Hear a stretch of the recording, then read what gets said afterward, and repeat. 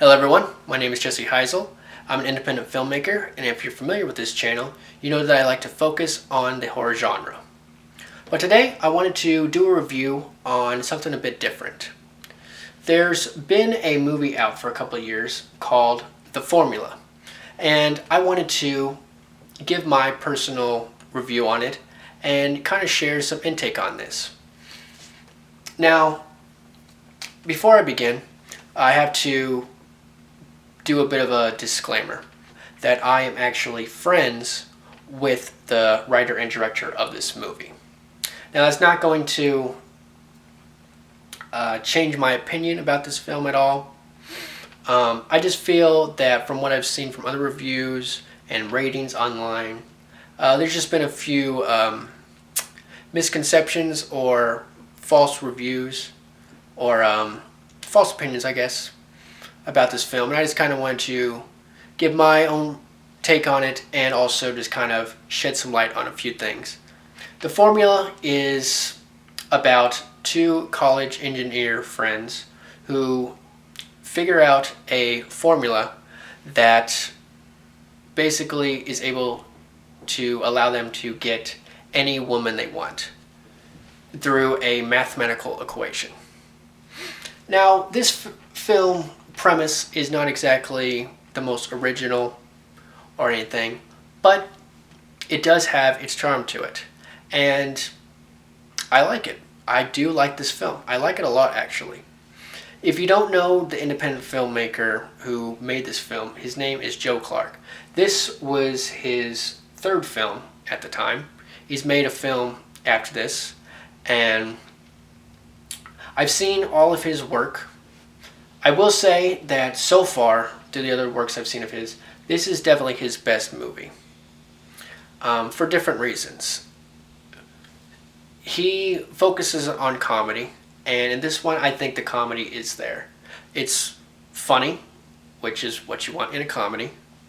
It has a good cast. This is the first time he's actually had Hollywood actors in it, and actresses, which I think is impressive when you find out a couple of the behind-the-scenes things that I will share.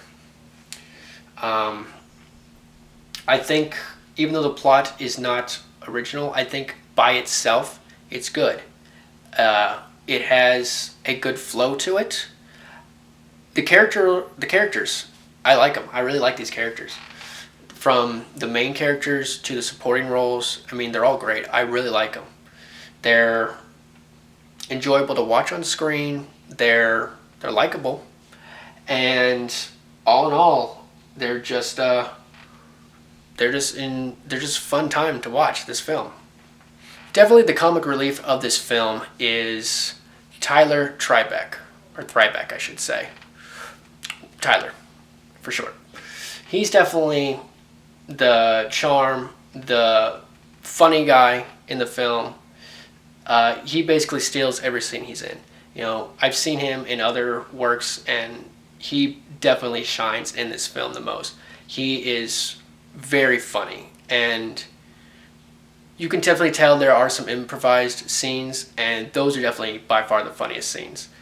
They're just great, and Tyler succeeds in all of them. He is great at improv and getting comedy beats. He knows how to make a funny scene. Another thing I like is the cinematography.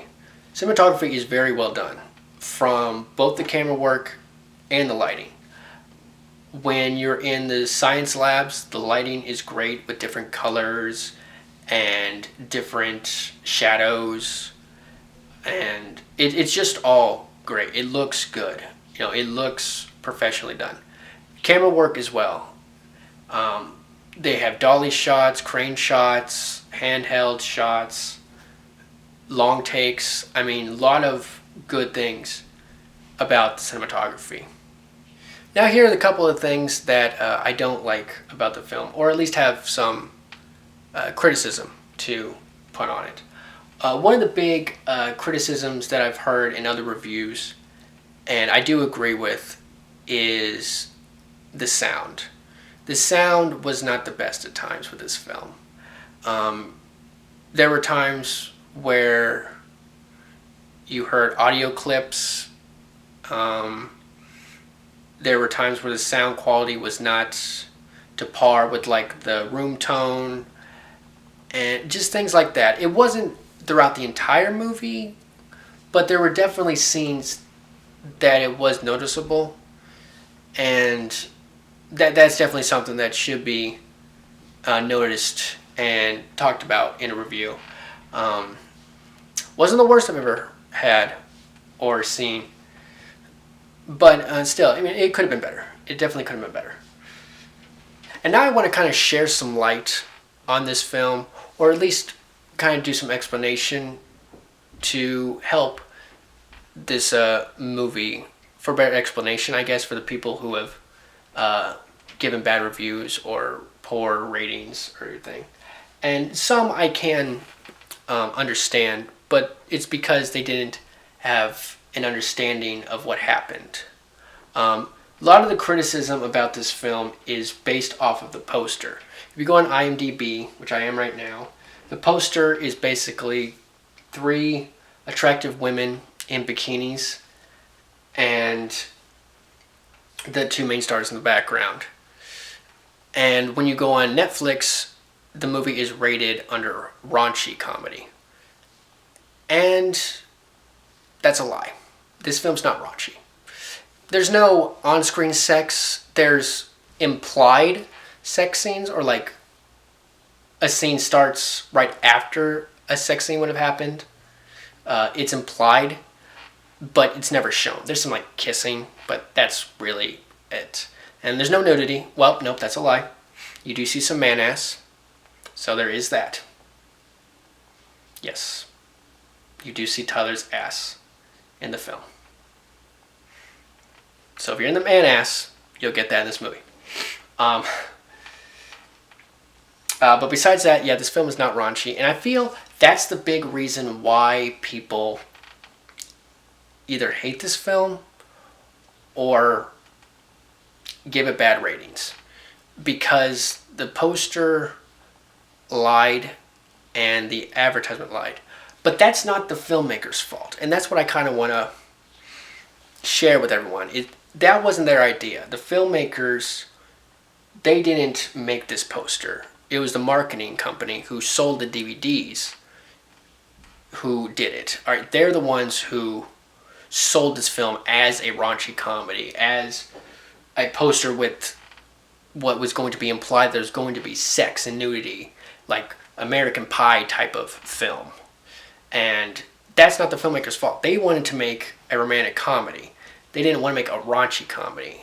But the people who marketed it and sold the movie for them went to that path to help sales. And in return, unfortunately, that's why the film suffered when it came to critics and ratings online. And I mean, that's sad.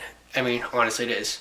And I'm not just saying that because I know the director. I'm saying that because it's not fair in general towards filmmakers when a marketing company will lie just to sell a few more copies. That's not fair to what the artists were actually trying to make.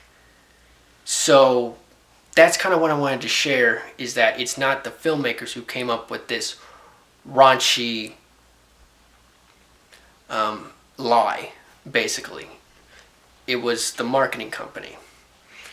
And so when it comes to the film, I mean, when you know other things I'm going to share, you have to give a bit of respect. I mean, this is a very low budget film.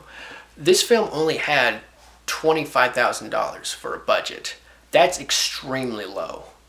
And to be able to not get 1, but 3 Hollywood actors in this film. And by the way, this film wasn't made in like Los Angeles thing. This thing was made in Iowa, right, in the Midwest. Hollywood's states and states. It's on the other side of the country, basically. To be able to get 3 Hollywood actors, one, by the way, Brandon Baker, who was known for like all the Disney movies that he was in, everything, and basically stopped acting for years, and this was the film that he came back to acting for. I mean, that's impressive. To not only get 3 actors, but to actually get an actor who hasn't acted in years to come back into acting. That's impressive. And that's where a lot of my personal respect goes to these filmmakers, that they're actually able to accomplish what they wanted, not only in making a film, but getting the actors and actresses that they wanted from Hollywood to be in this film with such a low budget. I mean, with $25,000, that tells you right there that these actors weren't paid a lot. So, and they were fine with it. So that's another reason to show these are passionate filmmakers, and they definitely deserve more respect for the film than what they got. Yeah, it's not the most original film, and I'm not saying that this film is Oscar worthy or anything, but it is a good film. It's funny. The plot is concrete. It has a nice flow. The acting's good. And all in all, it's just an enjoyable movie, to be honest. So right now, IMDb has a rating of 2.7. So the question of the day is, do I agree with IMDb's rating?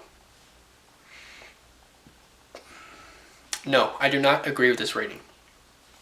I think the rating is due to the false advertisement, and that is the marketing's fault. It's not the filmmaker's fault. It's the marketing's fault that caused this bad rating. This isn't a bad film. I'm not saying this film deserves a 9.8 or anything, but at least somewhere in the middle. At least a high 5 point something or a low 6 point something. I don't know what to actually rate it, but I do know it does deserve a much higher rating than what it has. This film did not deserve the bad criticism that it got just because of the faulty marketing ploy that was put on this film. So that's my opinion on this film. I do recommend it. You can get it on Amazon. Netflix has it, so watch it there. Give it a chance. Be open-minded. Now that you know some of the things about this film, I hope it has your acceptance, or at least opens your mind a bit more to it. And yeah, I just feel people should give it a chance because it is a good film. It's enjoyable to watch. It's something that you can sit down with anyone and watch. And for that, I definitely disagree with the rating on IMDb. So that's all I have to say today. I hope you enjoyed this video, and more to come.